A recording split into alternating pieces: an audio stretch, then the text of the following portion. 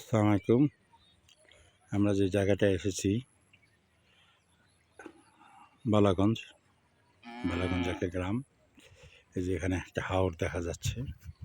হাওরের পাশে এই যে অনেকগুলো গরু একটু দূরে দেখা যাচ্ছে।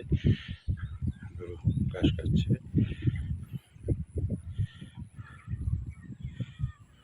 এবং এই যে সূর্যাস্ত, এই যে সূর্য দেখা যাচ্ছে একটু হেলে পড়ছে, মেঘের কোলে হেলে পড়ছে। সুন্দর পানি, মনোরম একটা পরিবেশ।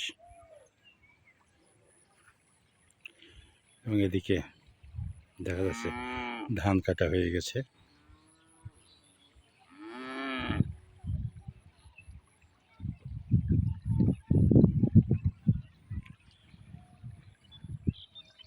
এদিকেও পানির ছোট্ট একটা ঝর্ণা ধারা দেখা যাচ্ছে।